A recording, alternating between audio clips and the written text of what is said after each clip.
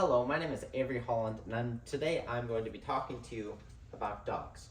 So I'm sure all of you have experience with dogs, but just in case you don't, this is a dog. So, over the past couple of weeks, I have been researching and documenting the effects that dogs can have on us, and I've come to one conclusion, or one thesis. And that thesis is dogs can help us by creating a number of health benefits that we can get through interacting with them. So, with these health benefits, there's three that I want to talk about.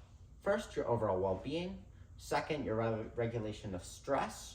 And then third, our ability to help other people with mental afflictions.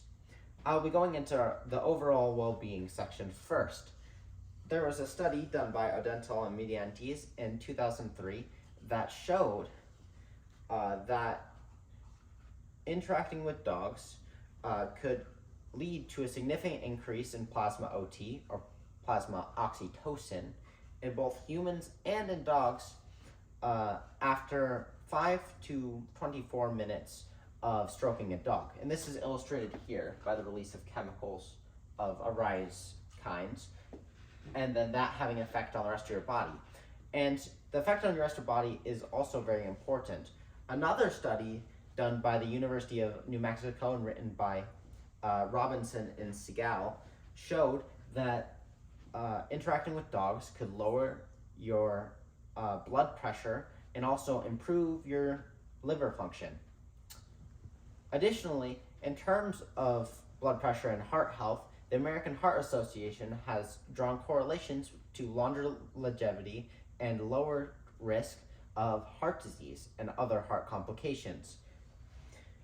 With that being said, not all the benefits are purely physical. Having a dog can also help you socially. It can act as a social lubricant and to help better your social life. Another study done by the Frontiers in Psychology journal in 2012 showed that having a dog with you in social action and in social interactions could help you to be more social, more trustworthy, and help the people around you to treat you better and more positively overall. With that being said, I spoke about earlier how it could lower your blood pressure. This is something that's connected to stress, which is another thing that dogs can help you with. Dogs have been shown to be able to help you with stress through your interactions with them, whether that be stroking or touching, which releases things like oxytocin and serotonin, which can help lower your heart rate and make you more calm. It can also help you with your loneliness.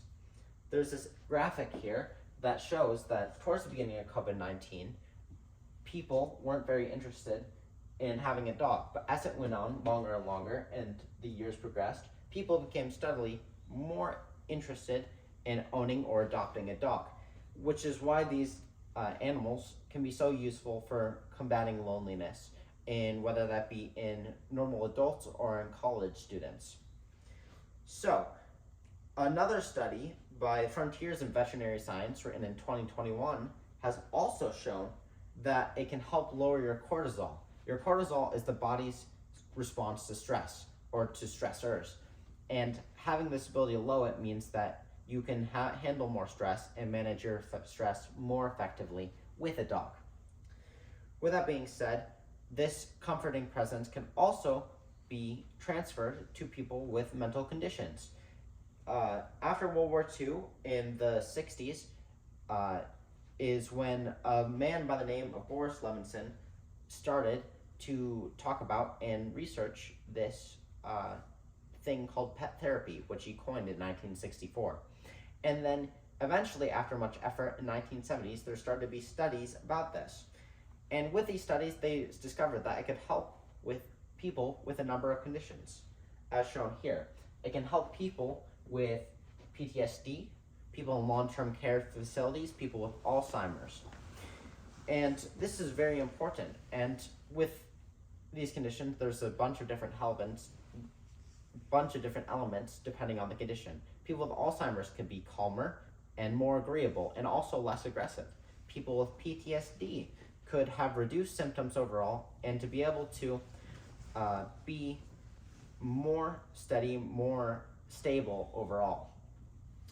And it could also help children with ADHD or autism to exhibit less problematic behavior and able to be more socially aware as a whole.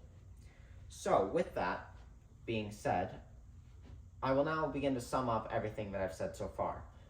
In conclusion, dogs can help you by helping you be better overall, better socially, helping you to manage your stress, and also helping you to be able to help others with mental afflictions.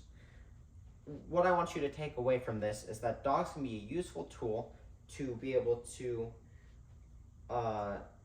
help you and help others. And I also want you to remember this information and appreciate dogs as the loving companions they can be. Now some housekeeping. These are all of the people in my audience. They're not robots, I'm not talking to no one. And they're all at least three of them are over 14, so yeah, peace.